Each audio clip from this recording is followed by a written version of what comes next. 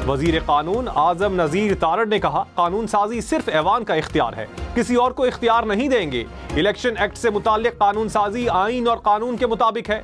81 अरकान ने इसी ऐवान में हलफ दिया कि सुन्नी इत्तेहाद काउंसिल का हिस्सा हैं। आज कहते हैं कि नहीं, फलां जमात का हिस्सा हैं। किसी एक बात पर तो खड़े हों। बिलाल अजहर कियानी ने कहा, मखसूस सीटों की लिस्ट ना जमा करवाने वाली पार्टी नशिस्तों की हकदार नहीं होगी। तहरीक इंसाफ का इलेक्शन एक्ट तरमीमी बिल के खिलाफ अदालत जाने का ऐलान। बैरिस्टर गौहर ने कहा, यह कानून साजी आइन और कानून के खिलाफ है। हुकूमत की कोशिश है मखसूस सीटें अपने पास रख ले। बिल लाकर सुप्रीम कोर्ट के फैसले पर अमल दरामद को नहीं रोका जा सकता।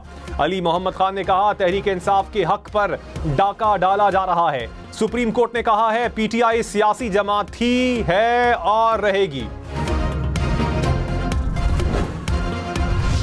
बांग्लादेश में वजीर आजम के इस्तीफे के बाद पार्लियामेंट भी तहलील। कर्फ्यू खत्म, लेकिन मुल्क भर में हंगामे जारी।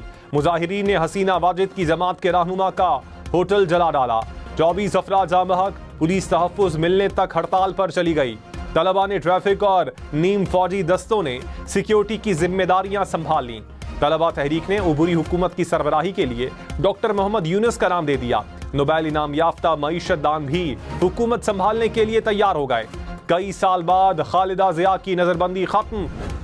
आपने 9 मई को पूरे पाकिस्तान को तंग कर दिया। 9 मई को जो दहशतगर्दी इस मुल्क में हुई, अब आप अपना दामन झाड़ रहे हैं। अब आप कहते हैं वो तो हम में से थे ही नहीं। तो भाई, अगर आप में से नहीं थे तो तौबा करो, उठ के माफी मांगो। रहनुमा पीपल्स पार्टी शाजिया मरी ने कहा, 9 मई को होने वाली दहशतगर्दी से पीटीआई दामन झाड़ रही है। 9 मई आपने नहीं किया तो फिर मुलव्विस अफराद की सजाओं का मुतालबा करें। नफरत, तकसीम, तबाही और बर्बादी फैलाने वाले मुहिब्बे वतन नहीं हो सकते। अब डिजिटल दहशतगर्दी बर्दाश्त नहीं करेंगे। पाकिस्तान में इस्तेहकाम के लिए हर कीमत अदा करेंगे। इलेक्शन एक्ट बिल किसी अदालत ने नहीं, लोटाक्रेसी के खिलाफ है। Opposition leader senate Shibli Faraz ने कहा, अवामी फैसले को हर तरीके से रोकने की कोशिश की जा रही है। इलेक्शन एक्ट तरमीमी बिल बदनीयती पर मबनी है। मखसूस नशिस्तों पर बड़ी अदालत ने फैसला दे दिया। अब बड़े लोग भीख मांगने पहुंच गए। कोई अखलाकियात होती हैं, कुछ उसूल होते हैं। जो चीज आपने कमाई नहीं, वो कैसे मांगने चले हैं। सेनेटर अली जफर ने कहा, बिल को सुप्रीम कोर्ट खत्म कर देगी। वजीर दिफा ख्वाजा आसिफ ने कहा, जमहूरियत जितनी भी कमजोर क्यों ना हो, आमरीयत से बेहतर होती है। आइन और कानून बनाना पार्लिमान का काम है, तशरीह करना अदालतों का काम है। इदारों को एक दूसरे की हुदूद में मुदाखलत नहीं करनी चाहिए। इस निज़ाम पर सवालिया निशानात ना लगाए जाएं। निज़ाम पर सवालिया निशानात लगाए गए तो ये निज़ाम कमजोर हो जाएगा। कहीं हमारी हरकतों की वजह से जमहूरी निज़ाम को नुकसान ना पहुंच जाए।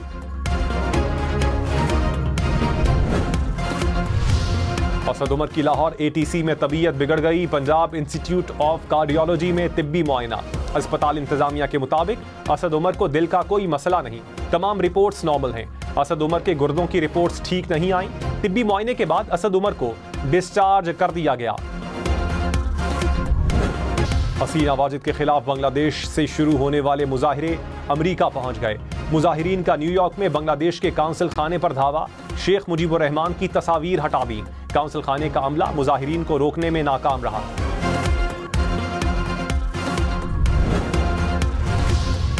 बांग्लादेशी पुलिस ने गोलियां चलाने पर तलबा से मुआफी मांग ली। कहा, हमें मुजाहिरीन पर गोलियां चलाने पर मजबूर किया गया। मासूम तलबा के साथ जो किया उस पर मुआफी मांगते हैं। हुक्काम बाला ने पुलिस को अवाम की नजरों में बुरा बना दिया।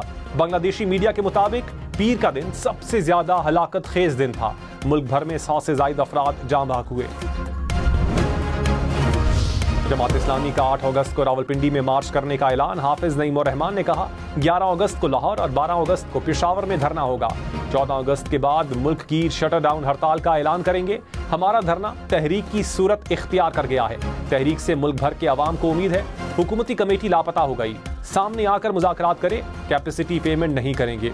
तमाम IPPs का फोरेंसिक ऑडिट किया जाए।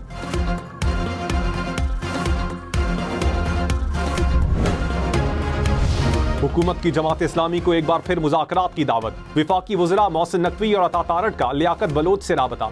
मुज़ाकराती अमल आगे बढ़ाने की दरखास्त। ज़राए के मुताबिक जमात इस्लामी ने दावत कबूल कर ली।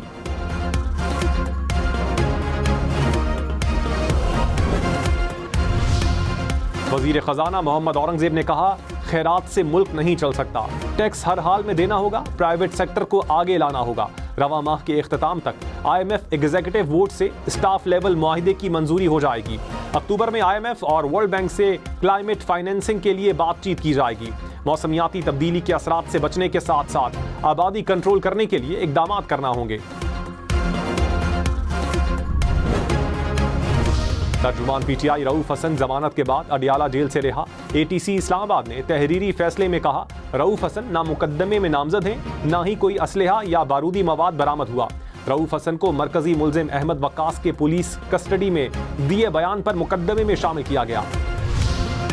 पानी PTI को जेल में क्या सहूलियात मिली हैं क्या नहीं, इस्लामाबाद हाई कोर्ट ने 2 हफ्तों की रिपोर्ट तलब कर ली। PTI वकील ने अदालत को बताया, फ्रिज की सहूलत नहीं है, खाना खराब हो जाता है।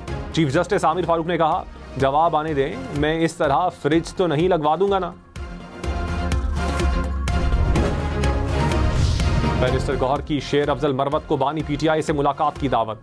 कहा, शेर अफजल की बुनियादी रुकनियत मअतली का नोटिफिकेशन जारी होना गलतफहमी है, ये हमारा पार्टी का अंदरूनी मामला है। शेर अफजल मरवत हमारे साथ हैं और रहेंगे। शेर अफजल मरवत की बैरिस्टर गौहर के बयान की तायीद। कहा, मुझे बैरिस्टर गौहर और बानी PTI पर पूरा भरोसा है।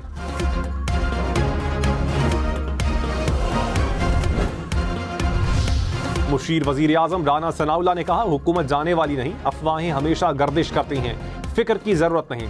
बानी PTI को डील देने पर कोई बातचीत नहीं हो रही। सियासी क़यादत को मुल्की मामलात पर मिलकर बैठना चाहिए। कोशिश कर रहे हैं बिजली बिलों में कमी लाई जाए। IPPs के मसले के हल की कोशिश कर रहे हैं।